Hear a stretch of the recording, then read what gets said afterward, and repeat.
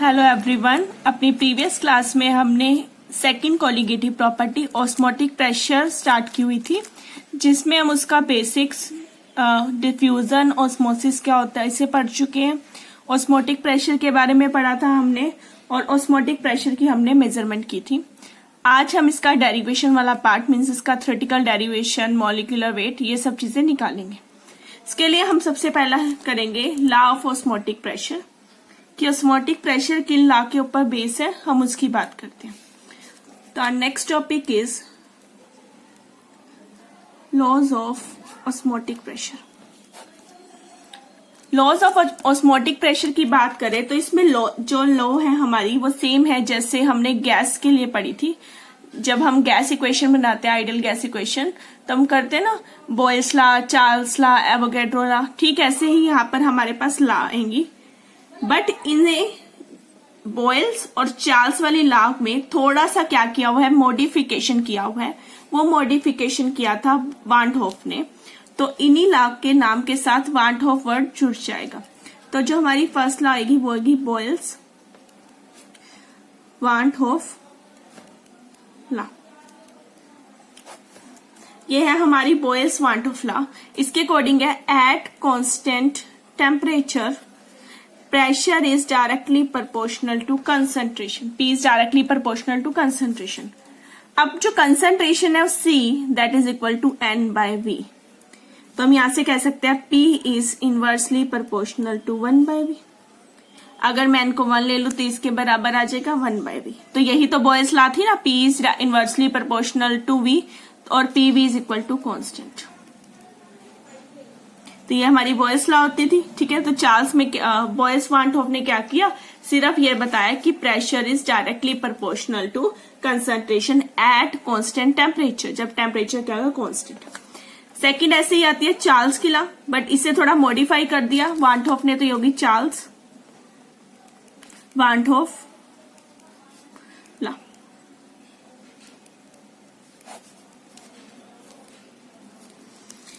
Charles van't Hoff law की बात करें तो इसने कहा एट कांस्टेंट वॉल्यूम, ठीक है, वॉल्यूम कांस्टेंट कह लो या इन द टर्म्स कंसंट्रेशन, एक ही बात है। वॉल्यूम का भी देखा ना, हम कंसंट्रेशन की टर्म में ले सकते हैं, तो वही चीज है। एट कांस्टेंट वॉल्यूम और constant concentration the pressure is directly proportional to temperature, that means P is directly proportional to temperature. ये आ गई हमारी चार्ल्स की लॉ, ये आ गई बॉयल्स की लॉ। अब हम इन्हें क्या कर सकते हैं, कंबाइन कर सकते हैं। Third is combined law. इतना डिटेल में नहीं है, जस्ट हम यहां से एक फॉर्मूला निकाल लेंगे जैसा हमारा आइडियल गैस का आता था, बिल्कुल वैसे। अब एक में कहता है हमारे पास P is directly proportional to C और एक है P is directly proportional to T। From equation 1 and 2 P is directly proportional to CT आ गया, C के भी आ गया और T के भी आ गया।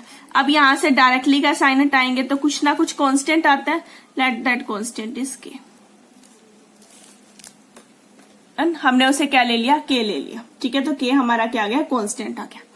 अब हमने कहा C यानी concentration is equal to N by V, मैं यहाँ पे पुट कर सकती हूँ, तो आ जाएगा P is equal to K N by V into T। तो ये इधर चला जाएगा V, PV is equal to K N T। आ गया। For N is equal to 1, ये क्या हो जाएगा, PV is equal to KT। जैसे PV is equal to RT करते थे वैसे यहाँ पे PV is equal to KT आ गया। डन। अब हम ये आ गई हमारी equation, just similar PV is equal to RT। आप इस K को R से भी रिप्लेस करते हो, बिकॉज जब इसे थ्योरेटिकली किया गया, सॉरी एक्सपेरिमेंटली किया गया, इसको एक्सपेरिमेंट करके यहाँ पर वैल्यूज को पुट किया गया तो देखा गया जो K की वैल्यू है वो नियरली कैसी आ रही थी, R के बराबर। तो हम इसे R से भी रिप्लेस कर सकते हैं। R के बराबर जो R की हमारी वैल्यू होती है ना 0.0821, वो वाली वैल्यू आ रही थी, तो नियर अबाउट सेम थी, इसीलिए हमने इसे R यानी कि गैस कांस्टेंट से रिप्लेस कर दिया। तो अब हमारा फॉर्मूला या तो ये बन गया या ये क्या बना, PV is equal to NRT, because K is equal to R। ठीक है, तो ये आ गई हमारे पास एक और इक्वेशन। डन। ये फॉर 1 मोल के लिए आ गई और ये फॉर किसके लिए आ गई, n मोल के लिए। ठीक है। अब जो हमारा ऑस्मोटिक प्रेशर है ये उसकी क्या आ गई, ला आ गई। तो हमने दो लास के ऊपर ये किया, एक तो थी बॉयल्स, एक थी चार्ल्स, बट इसे मॉन्ट होफ ने क्या किया था, मॉडिफाई किया था।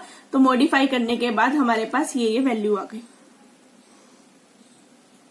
अब यहां से एक टर्म आती है जो कई बार आपसे एग्जाम में पूछी जाती है 1 मार्क के क्वेश्चन में, दैट इज आइसोटोनिक सोल्यूशन। अब आइसोटोनिक सोल्यूशन क्या होते हैं? अगर हम दो सोल्यूशंस की बात करें जो क्या हो, इक्विमोलर, मींस उनकी कंसंट्रेशन क्या हो गई, सेम हो गई, उनका टेम्परेचर भी क्या हो, सेम हो, कंसंट्रेशन सेम, टेम्परेचर भी सेम, और उनका ऑस्मोटिक प्रेशर भी क्या हो जाए, सेम हो जाए, उन सोल्यूशन को हम कहते हैं isotonic solution. Means solutions having same osmotic pressure, वो कौन से होते हैं, हमारे आइसोटोनिक सोल्यूशन। ठीक है, तो ये हमारे क्या आ गए, isotonic solution. Isotonic solution means जो एक पर्टिकुलर टेम्परेचर पे हो और कंसंट्रेशन पे हो, तो उनका ऑस्मोटिक प्रेशर भी क्या हो जाए, सेम हो जाए, ऐसे सोल्यूशन को हम बोलते हैं आइसोटोनिक सोल्यूशन। क्लियर? अब ये तो है PV is equal to nRT, V को मैं इधर ले जाऊं तो N/V, ये तो जस्ट इसलिए दिखाने के लिए था कि आइडियल गैस जैसी इक्वेशन है, पर एक्चुअल में यहाँ पे क्या है, कंसंट्रेशन, तो मैं N को इधर लेके गई तो P is equal to N/VRT, और ये N/V क्या है, C, तो P is equal to CRT। ये वो फॉर्म है जो हमारा लास्ट रिजल्ट होगा, जो आगे निकालेंगे। क्लियर? तो यहां से हमने निकाल लिया कि ये क्या होते हैं, आइसोटोनिक सोल्यूशन। डन। अब आते हैं इसके थर्मोडायनेमिक डेरिवेशन पे। Next topic is thermodynamic derivation.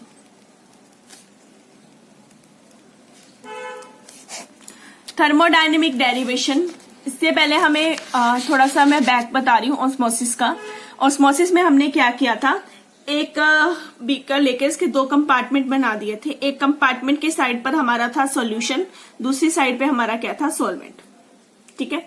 अब जब सॉल्यूशन थे और सॉल्वेंट थे, उनके बीच में हमने क्या लगाई थी, एक सेमी परमिएबल मेम्ब्रेन। जब सेमी परमिएबल मेम्ब्रेन लगाई थी तो हमारा जो सॉल्वेंट था वो टुवर्ड्स द सॉल्यूशन क्या कर रहा था, मूव कर रहा था। Solvent move towards the solution, ऐसा ही था। डन। तो अब हमने क्या करना है, इन्हीं को दो नाम दे देने हैं, दो compartment, compartment A and compartment B। ठीक है। एक साइड पे हमारा सॉल्वेंट होगा और एक साइड पे हमारा क्या होगा, सॉल्यूशन होगा। ठीक है। तो जो कंपार्टमेंट A है उसे हम सॉल्वेंट मानते हैं और जो कंपार्टमेंट B है हम उसे क्या मानते हैं, सॉल्यूशन। ठीक है। मीन्स एक बीकर के अंदर जैसे मैंने पीछे बनाया था, मैं वैसा ही एक डायग्राम यहाँ पे बना रही हूं। इधर एक पिस्टन लगा हुआ है फॉर द प्रेशर। हमने कहा था ना बैलेंस करेंगे यहां से। ये है B कंपार्टमेंट यानी कि सॉल्यूशन, और ये है A यानी कि सॉल्वेंट। ये एक सेमी परमिएबल मेम्ब्रेन है। ठीक है। सॉल्वेंट टुवर्ड्स दी सॉल्यूशन जाएगा, इसे बैलेंस करने के लिए हम बाहर से प्रेशर लगाएंगे जिसे हम क्या बोलते हैं, ऑस्मोटिक प्रेशर। क्लियर? तो हमने यहाँ पर दो साइड ले ली। अब दोनों जो साइड है वो दोनों क्या है, एट इक्विलिब्रियम होंगी एक दूसरे के। जब सोल्यूशन इक्विलिब्रियम में होता है तो उनका कुछ केमिकल पोटेंशियल वैल्यू होती है, वो भी कहाँ हो जाएगी, इक्विलिब्रियम में। तो हम यहां से कह सकते हैं μ1 of A is equal to μ1 of B। दोनों वैल्यू क्या होगी, बराबर हो गई। तो हमने A साइड की भी वैल्यू ले ली और B साइड की भी। जैसे हमने जो अपनी पिछली प्रॉपर्टी थी रिलेटिव लॉवरिंग, उसमें किया था सेम। अब एक साइड सोल्व करो, दूसरी साइड सोल्व करो, फिर दोनों को इक्वेट कर दो और अपना रिजल्ट निकालो। अब दोनों साइड पर हमारी सारी वैल्यू सेम होंगी, बट फर्क कहाँ होगा, इस साइड पर, बिकॉज इस साइड पर एक बाहर से एक्सटर्नल प्रेशर भी लग रहा है जिसे हम बोलते हैं ऑस्मोटिक प्रेशर। उस ऑस्मोटिक प्रेशर की हमें वैल्यू निकालनी है। अब अगर हम जनरल प्रेशर को P से डिनोट कर रहे हैं तो ऑस्मोटिक प्रेशर को हम पाई से डिनोट करेंगे। पाई इज ऑस्मोटिक प्रेशर, यानी कि जो एक्स्ट्रा प्रेशर लग रहा है हमारा। ठीक है। और वो किस साइड पे लग रहा है, B साइड पे। ये चीज आपने ध्यान रखनी है कि जो B साइड है वहां पर हमारा एक एक्स्ट्रा प्रेशर लग रहा है। तो हम इसे ऐसे रख सकते हैं μ1 ऑफ A। इसके फंक्शन टेम्परेचर प्रेशर इसका सेम है। जो B वाला पार्ट है इसका टेम्परेचर तो सेम है, प्रेशर में बस एक फैक्टर ऐड हो गया, थोड़ा सा प्रेशर एक्स्ट्रा है, जो क्या है हमारा ऑस्मोटिक प्रेशर यानी कि पाई। पाई वर्ड है, पाई की वैल्यू यानी ऑस्मोटिक प्रेशर की वैल्यू मुझे लास्ट में निकालनी है। ठीक है।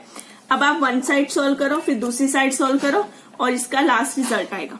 ठीक है, दोनों को इक्वेट करेंगे तो अपना रिजल्ट निकालेंगे। पहले स्टार्ट करते हैं इस साइड से। अब जो μ1 है, मार्क इट एज इक्वेशन 1। जो μ1 है वो हमारा किसका फंक्शन होता है? That is a function of temperature, pressure and x1। ये हमने पिछली प्रॉपर्टी में लिया था हमने।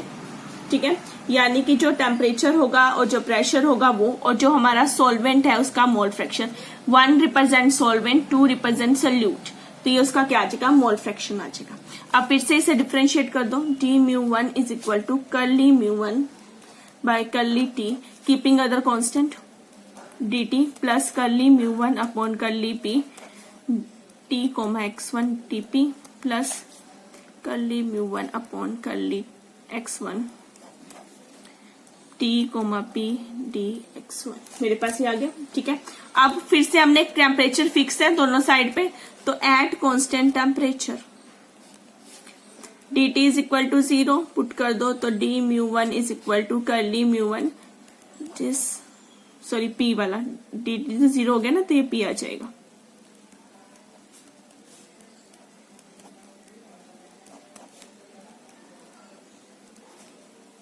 डन, हमारे पास ये वैल्यू आ गई। अब यहाँ पे कुछ डायरेक्ट रिजल्ट्स यूज करेंगे। ये हमने रिजल्ट पिछले वाले में भी यूज किया था। ये टर्म हमारी वहां पर आई थी पार्शियल मोलर वॉल्यूम, मैं इसे सेम ले रही हूं। This upon curly p at t comma x1 is partial molar volume. इसे लो, या यहाँ पर हमने ये चीज ली थी, that is partial molar volume.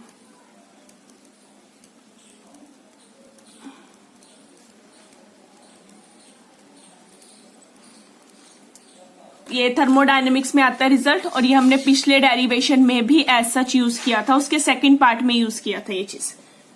Done, हमारे पास ये आ गया। अभी हमें इसमें पुट करना है। अभी मैं इसको मार्क करके रख रही हूँ बाद में, ताकि हम इससे पुट कर सकें। क्लियर, ये चीज आ गई हमारे पास। अब हमें एक चीज पता है कि mu is equal to μ0 plus RT/ln(x). एक साइड तो हमने ये ले लिया। अभी ये वाला पार्ट है, इसको अभी कुछ रिजल्ट निकालना था, तो हमने ये ले लिया कि जनरल होता है हमारा mu is equal to μ0 plus RT/ln(x। पिछले फॉर्मूले में भी यूज किया था, पिछले वाले में। हम 1 की बात कर रहे हैं तो मैं सारे को 1 में ले रही हूं। डन, अब इसे कर दो differentiate with respect to x1। Temperature pressure fix रहेगा। डन, ये कांस्टेंट है 0, इसका क्या आ गया r। ठीक है, r और साथ में t, because t is constant, मैंने यहाँ कांस्टेंट रखे। और जब ln x1 का करोगे तो क्या आ जाएगा? खाली x1। डन, तो मैंने इसकी वैल्यू भी निकाल ली, इसकी वैल्यू भी निकाल ली। तो ये वैल्यू और ये वैल्यू हम कहा यूज करेंगे? क्वेश्चन नंबर 2 में। Use these values in equation number 2 में पुट कर दो, तो आ जाएगा D μ1 is equal to this curly वाली टर्म के साथ में हमारा पे क्या है? पार्शियल मोलर वॉल्यूम, प्लस इसकी जगह क्या आ गया? RT/x1 into dx1। डन, मैंने जस्ट अपनी वैल्यूज को पुट कर दिया। अब इसे थोड़ा सा हम और मॉडिफाई करते हैं। D μ1 is equal to v1 dp plus RT, ये चीज क्या होगी? DLN(x1), क्योंकि जब डिफरेंशिएट करेंगे तो x1 dx1 ही तो आना है ना, 1/x1 dx1। तो मैंने उसे शॉर्ट फॉर्म में इस तरह लिख दिया। क्लियर, हमारे पास ये वैल्यू आ गई। अब 2 पार्ट्स थे, हमने एक जनरल से सोल्व कर लिया। अब पहले टेम्परेचर T था और प्रेशर P था, बाद में क्या हो गया? टेम्परेचर T से प्रेशर P प्लस P पाई। क्लियर, तो अब हम इसे क्या करेंगे? इंटीग्रेट करेंगे। इंटीग्रेट करना है हमें। इस साइड पे हमारा क्या है? डी μ1। μ1 किसका फंक्शन था? टेम्परेचर एंड प्रेशर का, तो इसकी लिमिट भी किस में आएगी? टेम्परेचर प्रेशर में। टेम्परेचर तो चेंज नहीं हुआ, प्रेशर कितना चेंज हुआ? P से P प्लस पाई। आगे दोनों टर्म्स A और B, A के लिए और B के लिए, इज इक्वल टू V1 ये पार्शियल मोलर वॉल्यूम है, फिक्स है। dp का इंटीग्रेशन कहां से? प्रेशर है, प्रेशर P से कहां तक चेंज हो रहा है? P प्लस पाई तक, plus RT integration ln x1, ये मेरे पास। ठीक है, अब इसका इंटीग्रेशन करते हैं। इसका इंटीग्रेशन होगा 1 से x1 तक। ठीक है, हम सॉल्वेंट से सोल्यूशन साइड पे जा रहे हैं, सॉल्वेंट यानी कि प्योर फॉर्म, उससे लेके x1 तक। तो हम इसे 1 से x1 तक इंटीग्रेट करेंगे। ठीक है, ये हमारी लिमिट्स। अब इसे इंटीग्रेट कर लेते हैं। अब इंटीग्रेशन देखो, इसका इंटीग्रेशन आएगा म्यू, ठीक है, म्यू1 और ये लिमिट्स। इसका इंटीग्रेशन आएगा p और ये लिमिट्स। इसका इंटीग्रेशन, डिफरेंशिएशन इंटीग्रेशन एक दूसरे के इनवर्स होते हैं, कट जाएगा और खाली क्या बचेगा, ln x1। तो मैं लिख दूं इसकी वैल्यूज। तो ये मेरे पास आ गया म्यू1 लिमिट्स t, p से t, p प्लस पाई,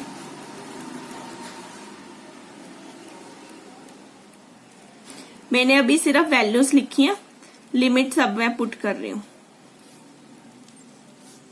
ठीक है, क्या वैल्यू आई वो रख दी, अब लिमिट्स पुट कर दो। इसमें लिमिट पुट करेंगे तो ये आ जाएगा mu one into T comma P plus pi minus mu one into T comma P is equal to v1 naught, अंदर आ गया p plus pi minus P और ये आ गया प्लस आर टी। अंदर वाली साइड पे इधर वाली पे करेंगे जब हम लिमिट पुट करके, तो एक आ गया ln x1 और जब ln1 की वैल्यू करोगे तो वो तो 0 ही होगी, तो खत्म हो जाएगा। हमारे पास ये टर्म आ गई। डन, अब सोल्व कर लेते हैं इसे। p और p क्या आ गया हमारे, p से p कैंसिल, यानी खादी क्या बचा, पाई।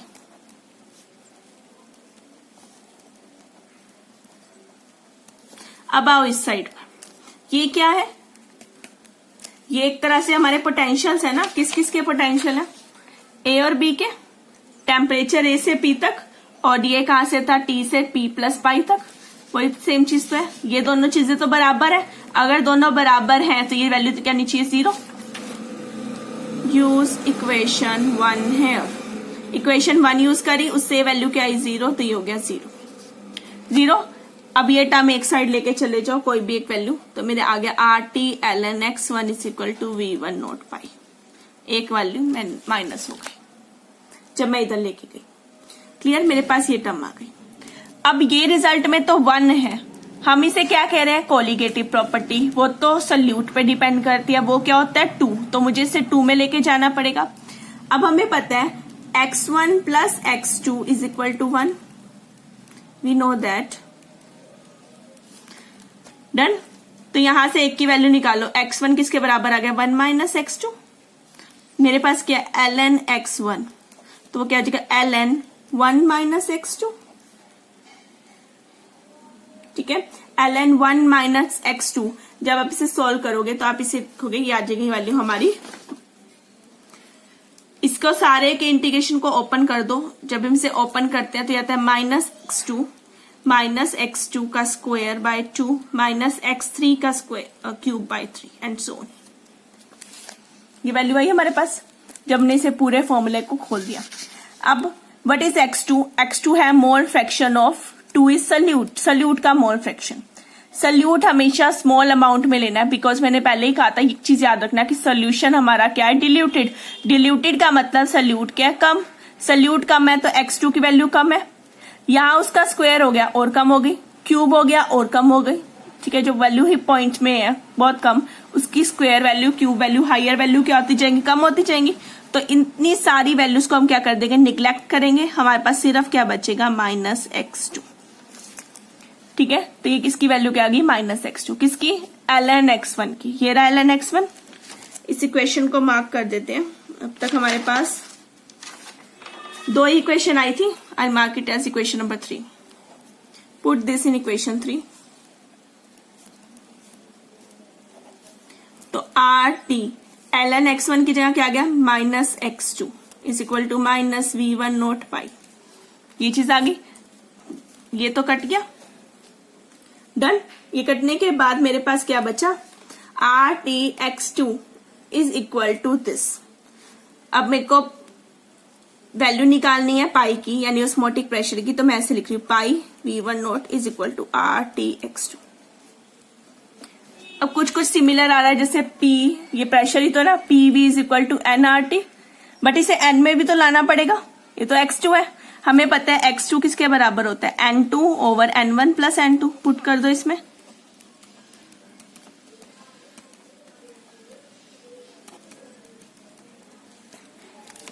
पिछली बारी की तरह स्टेप, पहले रिजल्ट x2 में लाओ, फिर उसे n2 में लेके जाओ। ये आ गया मेरे पास। अब हमें पता है सोल्यूशन इज डिल्यूटेड। अगर सोल्यूशन डिल्यूटेड है तो इसका मतलब n2 can be neglected as compare to n1, because n1 ज्यादा होगा, n2 के कंपेरिजन में बहुत छोटा, तो हम निग्लेक्ट कर सकते। तो हमारे पास क्या बचेगा, v1 naught pi is equal to n2 RT upon n1। n1 इधर ले जाऊं तो pi n1 v1 naught is equal to n2 RT। ये चीज आ गई मेरे पास। Now this term partial molar volume into n1, उसके वैल्यू जो नंबर ऑफ मोल्स है, ये वैल्यू हमारे पास होती है v के बराबर। तो आ जाएगा pi v is equal to n2 RT। Done. v को मैं इसके नीचे लेगी, pi is equal to n2 by v RT, और n2 by v is c, pi is equal to c RT। अभी पिछली इक्वेशन में ही निकाला था जब ला निकाली थी, n by v is c, तो मैंने वही ले लिया। तो आ गया मेरे पास pi is equal to c RT। तो ये आ गया मेरा ऑस्मोटिक प्रेशर। मैंने पहले ही कहा था ये पाई क्या था, एक्स्ट्रा प्रेशर जो सोल्यूशन पे लगा था, वो क्या होता है, ऑस्मोटिक प्रेशर। तो ऑस्मोटिक प्रेशर की वैल्यू होगी c RT, which is same जैसा मैंने अभी यहां निकाला था, जो हमने लास्ट से निकाली थी वही चीज। क्लियर। अब ये निकालने के बाद थर्मोडायनेमिक डेरिवेशन के बाद हम क्या करते हैं कि ये कैसे एक कोलिगेटिव प्रॉपर्टी है उसे स्टडी करते हैं। ठीक है। अब this value is depend upon n2। कैसे, pi is equal to n2 by v RT। तो ये डिपेंड किसके ऊपर कर रहे हैं, depend upon number of solutes, means उसके अमाउंट पे डिपेंड कर रहा है। और कोई भी प्रॉपर्टी जो अमाउंट पे डिपेंड करती है किसके, सोल्यूट के, वो क्या होती है, एक कोलिगेटिव प्रॉपर्टी। तो ये हमारी क्या हो गई, एक कोलिगेटिव प्रॉपर्टी। क्लियर। तो हमने दूसरी चीज से क्या निकाल ली इसके, कि ये कैसे एक कोलिगेटिव प्रॉपर्टी है। डन। अब इसी से हमने क्या निकालना है, मॉलिक्यूलर वेट, कि मॉलिक्यूलर वेट क्या आएगा। अब नेक्स्ट टॉपिक करते हैं हम, डिटर्मिनेशन ऑफ मॉलिक्यूलर वेट।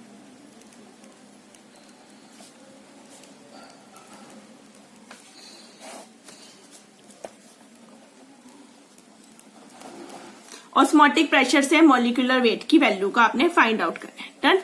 मैं यही फॉर्मूला ले रही हूं जैसा मेरा ऊपर है, pi is equal to n2 RT, p में इधर ले गई।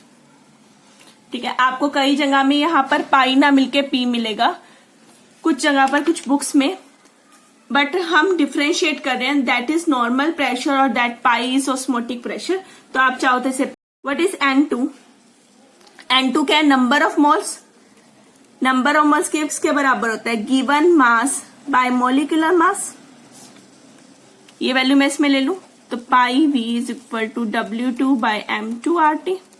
मुझे क्या निकालना है, मॉलिक्यूलर वेट यानी M2, which is equal to W2 RT by pi v। ये आ गया मेरा मॉलिक्यूलर वेट का फॉर्मूला। n को आपने हमेशा W बाय M की फॉर्म में लेना है, चाहे n1 हो चाहे n2 हो, जो भी होगा आपने इस फॉर्म में लेना है और जस्ट वैल्यू को फाइंड आउट कर लेना है। ठीक है।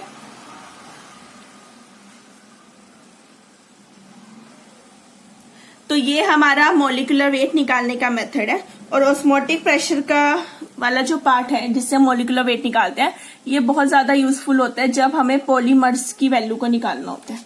ठीक है। पॉलीमर्स क्या होता है, लॉन्ग चेन होते हैं, मीन्स एक ही आयन बार बार रिपीट हो रहा है, तो उनके वैल्यू निकालने के लिए ऑस्मोटिक प्रेशर सबसे बेस्ट मेथड है। और किसी कोलिगेटिव प्रॉपर्टी से इतना इजीली नहीं निकलता जितना उनकी वैल्यू ऑस्मोटिक प्रेशर से निकल जाती है। क्लियर। तो ये उसका फॉर्मूला आ गया निकालने का। क्लियर। तो हमने अब तक जितना पिछली प्रॉपर्टी में किया था वो सारी चीजें हम अब तक कर चुके हैं। थर्मोडायनेमिक डेरिवेशन, मेजरमेंट थी, मेजरमेंट हम ऑलरेडी पहले कर चुके हैं। डिटर्मिनेशन ऑफ मॉलिक्यूलर वेट भी हमने कर लिया। अब आते हैं जो दो प्रॉपर्टी हम कर चुके हैं, इनके बीच में क्या रिलेशन है। जो पिछली थी यानी रिलेटिव लॉवरिंग और ऑस्मोटिक प्रेशर, इनके बीच का रिलेशन। तो our next topic is relation between osmotic pressure and lowering of vapor pressure।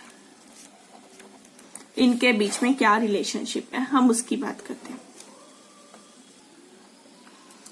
अब यहाँ पर दो प्रॉपर्टीज होगी, एक है relative lowering of vapour pressure जिसे हमने P note minus P S upon P note लिया था, ठीक है। एक है हमारी ऑस्मोटिक प्रेशर जिसे हम पाई से डिनोट करें। ये दो प्रॉपर्टीज है, इन दोनों के बीच में क्या रिलेशन है हमें उसकी बात करनी है। मीन्स यहाँ पर ऑस्मोसिस भी होना चाहिए और वेपर्स भी बनने चाहिए। तो इसके लिए हम क्या करते हैं, एक अरेंजमेंट लेते हैं। हमने क्या किया, एक नॉर्मल अरेंजमेंट ली, स्टेप के अंदर हमने एक थिल्स ट्यूब को उल्टा करके रख दिया। ये अरेंजमेंट जहां मैंने ऑस्मोसिस बताया था वहां भी बताई थी, वही अरेंजमेंट है। इसके माउथ पे एक सेमी परमिएबल मेम्ब्रेन लगा दी। डन। इसके अंदर हमने फिल कर दिया अपना सॉल्यूशन और इसके बाहर है हमारा solvent. Solvent move toward the solution, फिर हाइट इंक्रीज हो गई। जो हाइट इंक्रीज हुई है, सपोज ये यहां तक आया, ये हाइट में चेंज आ गया। इस पॉइंट को हम ए मानते हैं, इस पॉइंट को हम बी मानते हैं। डन। अब इसके अंदर जो भी सॉल्वेंट है उसके वेपर्स भी बनेंगे, ठीक है। अगर हीटिंग होगी तो हमारे पास जो वेपर्स है वो बाहर ना निकले, उस वेपर्स को बाहर ना निकलने के लिए हमने इस पूरे पार्ट को कवर कर दिया एक बेल शेप के जार से। ये जार है जिससे मैंने इसे कवर कर दिया। क्लियर। अब ये कवर हो गया तो यहाँ पर वेपर्स भी आ गए जिनसे हम रिलेटिव लॉवरिंग निकाल सकते हैं और क्योंकि ऑस्मोसिस भी हो रहा है तो हम ऑस्मोटिक प्रेशर भी निकाल सकते हैं, ठीक है। अब सबसे पहले बात करते हैं इसकी, यानी कि ऑस्मोटिक प्रेशर की। तो जो हमारा ऑस्मोटिक प्रेशर है वो किसके बराबर आया, कितना सॉल्वेंट मूव करा टुवर्ड्स द सॉल्यूशन, वो कैसे निकलेगा, वो इसकी हाइट से निकलेगा, ठीक है। तो यानी कि जो ऑस्मोटिक प्रेशर है उसे मैं पाई से ही डिनोट कर रही हूँ, जैसे मैंने पीछे लिया है, हर जगह पाई ही लिया है। आप चाहो तो पी भी रख सकते हो, बट यहाँ पी बहुत बार आएगा, पी नोट पी एस, तो कंफ्यूजन ना हो इसलिए मैं इसे पाई ही रख रही हूँ, ठीक है। That is equal to H D G. H तो क्या है, ये हाइट, कितनी हाइट इसने ट्रेवल की। ये जो डी है ये है हमारी डेंसिटी ऑफ सोल्यूशन। यहाँ दो डेंसिटी आएंगी, एक ये सोल्यूशन की, एक सॉल्वेंट की। तो ये किसकी डेंसिटी है, सोल्यूशन की। एंड जी हमारी क्या, ग्रेविटी, ठीक है, ग्रेविटी की जो वैल्यू आई। तो ये पाई किसके बराबर आ गया, एच डी जी। ये तो हमने पीछे भी पढ़ा था जहां ऑस्मोसिस करा था कि अगर हम बाहर से एक्सटर्नल प्रेशर ना निकाले तो ये हाइट से भी हम ऑस्मोटिक प्रेशर को निकाल सकते हैं, ठीक है। अब आते हैं वेपर वाले पार्ट में। अब वेपर्स में हम कहते हैं रिलेटिव लॉवरिंग के लिए एक सॉल्वेंट है और एक सॉल्यूशन है। तो जो सॉल्वेंट है वो प्योर है तो उसका वेपर प्रेशर क्या होगा, P note. P note is vapour pressure of pure solvent और पीएस हम लेते हैं वेपर प्रेशर ऑफ सॉल्यूशन, ठीक है। अब ये जो ए पार्ट है और बी पार्ट है, अब इन दोनों में से किस पार्ट का वेपर प्रेशर हमारा क्या होगा, ज्यादा। अब इस पार्ट पे सिर्फ सॉल्वेंट है तो ए पार्ट पर ए पॉइंट हमारा वेपर प्रेशर किसका होगा, पी नोट का। बट यहां पर सॉल्यूशन भी है तो यहां पर जो वैल्यू आएगी वो किसकी होगी, पी की। ये सॉल्वेंट का लेवल है, सॉल्वेंट के लेवल पे हमारा वेपर प्रेशर किसका आ गया, प्योर सॉल्वेंट का, और फिर दूसरा आ गया हमारा वेपर प्रेशर किसका, सॉल्यूशन का, पी नोट और पीएस। अब पी नोट बड़ा है या पीएस बड़ा है ये भी तो देखना है। अब ये बी पॉइंट ए पॉइंट से ऊपर है, जैसे ही हम ऊपर जाते रहते हैं तो प्रेशर क्या होता रहता है, कम होता है। आप नॉर्मली देख सकते हो जो हिल्स एरिया होते हैं वहां पर प्रेशर क्या होता है, एयर का प्रेशर कम होता है as compare to normal height और as compare to sea level. Sea level में सबसे ज्यादा होता है एज कंपेयर टू हाइट, और जैसे हिल एरिया में जाते हैं प्रेशर कम होता रहता है। इसका मतलब बी पॉइंट पे जो प्रेशर है वो क्या होगा, कम। तो डिफरेंस क्या इसके बराबर आ गया, P note PS, sorry P note minus PS. P note बड़ा है ना, तो P note minus PS, P note जो हायर वैल्यू है माइनस पीएस। अभी ये डिफरेंस किसके बराबर होगा, ये भी एक तरह से हाइट ही तो ट्रेवल करी, तो ये किसके बराबर होगा, एच रो जी। अब ये रो किसके बराबर है, रो हमारी है डेंसिटी ऑफ सॉल्वेंट, वेपर्स, क्योंकि यहां जिसके वेपर्स बनने वाले हैं सॉल्वेंट के, तो उन्होंने कितनी हाइट ट्रेवल की उसके बराबर, ठीक है। यहीं तक तो जाएंगे ना, ये मैक्सिमम लेवल है, तो हाइट तो same I h, but density वहां पे सोल्यूशन की थी, यहाँ पे किसकी आ गई, सॉल्वेंट की आ गई, and g centre of gravity दोनों का सेम है। I mark it as equation number 2। सिर्फ इसमें इतना ही पार्ट है जो कि समझने वाला है, ठीक है। दोनों वैल्यू आ गई। अब आपने क्या करना है, 2/1, बिकॉज अगर मैं रिलेटिव लॉवरिंग लू तो होता है P0 minus PS upon P0, ठीक है। तो मुझे ये फॉर्मूला निकालना, तो मैं 2/1 कर रही हूं। डिवाइड इक्वेशन 2/1,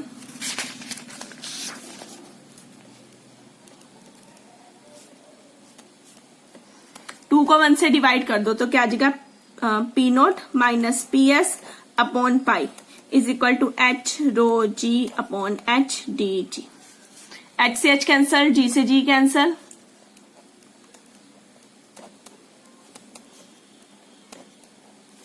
रो अपॉन डी। डन। अब रो हमारी किसकी है, सॉल्वेंट की डेंसिटी, और ये किसकी है, सॉल्यूशन की। अब बात करते हैं इस रो की, रो यानी कि डेंसिटी ऑफ सॉल्वेंट। तो डेंसिटी किसके बराबर होती है, मास अपॉन वॉल्यूम। ये क्या आती है हमारी, मास अपॉन वॉल्यूम, m मास और वॉल्यूम यानी कि v। अब ये क्या है, सॉल्वेंट है। सॉल्वेंट का तो वेपर्स हुआ, हमने ना वेपर, ये किस वाले टर्म में आई, जिसमें हम रिलेटिव लॉवरिंग कर रहे थे वेपर प्रेशर की, यानी इसके वेपर्स बने। और ये वेपर्स कैसा बिहेव करेंगे, एज अ आइडियल गैस, ठीक है। तो vapours of solvent behave as ideal gas. अगर वो आइडियल गैस की तरह बिहेव करेंगे तो आइडियल गैस इक्वेशन को भी फॉलो करेंगे, that is PV is equal to nRT, n को हम 1 ले लेते हैं, which is equal to RT। Done. But यहां ये जो प्रेशर है, किसका प्रेशर है, सॉल्वेंट के जो वेपर्स बने उनका प्रेशर, और उसे हम किससे ले रहे हैं, P0 से, यानी कि वो तो प्योर है, उसमें कोई सल्यूट तो ऐड नहीं है। तो अगर P0 V is equal to RT, तो V निकाल लो यहां से, तो RT by P0। It as equation number 3 and this as 4. V की वैल्यू इक्वेशन नंबर 4 में पुट करो, use V in equation number 4 में पुट करेंगे तो रो हमारे पास किसके बराबर है, m अपॉन V की जगह आ गया RT बाय P0। ये किसकी वैल्यू आ गई, रो की। अब ये रो की वैल्यू किस में पुट करेंगे, इक्वेशन 3 में, use this in equation number 3। अब 3 में पुट कर दो तो P0 minus PS upon pi is equal to rho की जगह आ गया m P0 अपॉन RTD। ये वैल्यू आ गई हमारे पास। P0 नीचे ले जाओ तो अगर P0 minus PS upon P0, ये कुछ रिलेटिव लॉवरिंग वाला पार्ट है, P0 minus PS upon P0 is equal to m RTD into pi. ये आ गया एक साइड पे ऑस्मोटिक प्रेशर। तो यहां से दिख रहा है एक साइड पे रिलेटिव लॉवरिंग वाला पार्ट बन गया, एक साइड पे ऑस्मोटिक प्रेशर वाला पार्ट बन गया, ठीक है। अब जस्ट हमें इनके बीच में रिलेशन निकालना था। अब यहां पर देखो R इज गैस कांस्टेंट, ठीक है। T हमारा क्या है, टेम्परेचर। टेम्परेचर अगर हम फिक्स कर दे कांस्टेंट टेम्परेचर, M क्या है हमारा, मास, ठीक है। जो सब्सटेंस लेंगे उसका मास भी हमारा क्या हो गया, फिक्स हो गया। और D क्या है, उसकी डेंसिटी सोल्यूशन की। तो एक सॉल्वेंट के लिए पर्टिकुलर इसकी वैल्यू भी क्या हो गई, फिक्स हो गई। M R T और D आर कांस्टेंट। अगर ये सारे कांस्टेंट हैं, कांस्टेंट हटा दूं तो ये इक्वल किस में बदल जाएगा, डायरेक्टली प्रोपोर्शनल में। तो ये आ गया दोनों के बीच का रिलेशन। किस किस के बीच का relation, this is the relative lowering of vapour pressure and that side is osmotic pressure.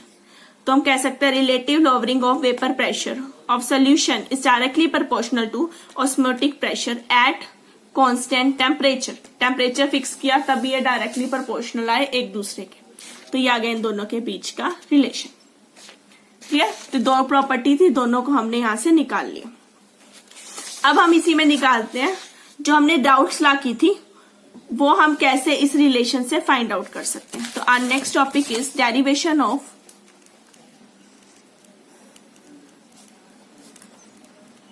Raoult's law from relation between lowering of vapor pressure and osmotic pressure। मैं शॉर्ट फॉर्म में ही लिख रही हूँ OP and VP, vapour pressure and osmotic pressure, ठीक है। इनके relationship से मुझे क्या निकालनी है, राउल्ट्स लॉ को फाइंड आउट करना है। पहले तो इनका रिलेशनशिप ही ले लो, that is P naught minus P S upon P naught is equal to M D R T into pi. Done, ये मेरा आ गया पाई ऑस्मोटिक प्रेशर और ये हमारी ये वैल्यू आ गई। क्लियर। अब हमारे पास इक्वेशन है आइडियल गैस इक्वेशन, वो होती है PV is equal to N R T, जिसे हम अपने वेपर वाले पार्ट में यूज कर चुके हैं। अब यहाँ पे हमारे पास एक टर्म है ऑस्मोटिक प्रेशर यानी कि पाई। हमें पता है जो पाई होता है, pi V is equal to N two R T. ये चीज तो हमने पीछे भी निकाली है कि पाई वी जो हमारा वो किसके बराबर होता है, एन टू आर टी। तो हम यहां से क्या कर सकते हैं, पाई की वैल्यू निकाल सकते हैं, तो आ जाएगी N two R T by V. ये पिछला ही है जहां पर हमने मॉलिक्यूलर वेट निकाला था, वो डायरेक्ट रिजल्ट हमने यहाँ पे यूज कर लिया। P V is equal to N two R T और मैंने एन टू बाई वी ले लिया। ठीक है, एन टू बाई वी हमारा जैसे सी होता है वो चीज आ जाएगी। क्लियर। तो ये मेरी किसकी वैल्यू आ गई, पाई की। अब अगर मेरे पास एक वॉल्यूम हो वी ऑफ सॉल्वेंट और उसके जो मोल्स हो वो हो मेरे पास N1, तो हम उसे ऐसे लिख सकते हैं N1 is equal to number of moles is equal to V volume into D density upon M। M क्या है हमारे पास, मॉलिक्यूलर मास। वैसे तो यह था density is equal to molecular mass upon M upon V। ठीक है, वॉल्यूम यहां से आ जाएगी, N से मल्टीप्लाई किया तो ये टर्म हमारे पास आ गई, ये वहीं से निकल रहा है। Density is equal to mass upon volume. ठीक है, मास को हमने इसके नंबर ऑफ मोल से डिवाइड किया, ये डेंसिटी है, ये मास है, ये वॉल्यूम है। नंबर ऑफ मोल्स अगर 1 हो तो ये फॉर्मूला होता है, नंबर ऑफ मोल्स N1 हो तो हमारे पास ये फॉर्मूला होता है। तो ये कोई डायरेक्ट कहीं से ऐसे आया नहीं है, ये यहीं से निकला है। N1 इज इक्वल टू ये वैल्यू इधर गई VD, ये आ गया M, तो मैंने ये फॉर्मूला बना लिया। ठीक है, डन। हमें यहाँ किसकी वैल्यू चाहिए, V की वैल्यू, तो V निकाल लेते हैं, that is M N1 upon D। मैंने V की वैल्यू निकाली। अब V की वैल्यू यहां से यहां पर पुट कर दो। It is equation 1 2 3, put V in equation 2, तो आ गया pi is equal to N2RT by M N1 into D. ये वैल्यू आ गई मेरे पास। अभी मैं कुछ सॉल्व नहीं कर रही, अब जस्ट पाई की वैल्यू को उठा के 1 में पुट कर रही हूं। Put pi value in equation 1 में पुट कर दो, तो P naught minus P S upon P naught is equal to M D R T. Pi की वैल्यू ये रही, पूरी की पूरी रख दो, N2RT upon M N1 D. Maximum terms यहाँ पर कट जाएंगी, इसीलिए पहले से सोल्व नहीं किया था, अलग अलग ऐसे ही रख दिया था। ठीक है, M से M कैंसिल हो रहा है, RT से RT कैंसिल हो रहा है, D से D कैंसिल हो रहा है, क्या बच रहा है N2 upon N1 plus N2 upon N1, ये वैल्यू आ गई। डन। और ये क्या थी, हमारी एक फॉर्म थी राउल्ट्स लॉ की, जब राउल्ट्स लॉ की थी ना तब आई थी। एक तो राउल्ट्स लॉ की वो फॉर्म थी कि जिस भी कंपोनेंट का वेपर प्रेशर निकालना है that is equal to product of the mole fraction of that component and vapour pressure of that component pure state. और एक ये वाली फॉर्म भी थी जिसमें N2 upon N1 plus N2 आया था। वैसे यहाँ N2 भी होता है बट सोल्यूशन को डिल्यूटेड मानकर हम उसे निग्लेक्ट कर देते थे, तो हमारे पास ये रिजल्ट आता है। तो ये हमारी क्या थी, modified form of Raoult's law. ये आ गई हमारे पास उसकी मॉडिफाइड फॉर्म। ठीक है, ये राउल्ट्स लॉ की आ गई मेरे पास मॉडिफाइड फॉर्म।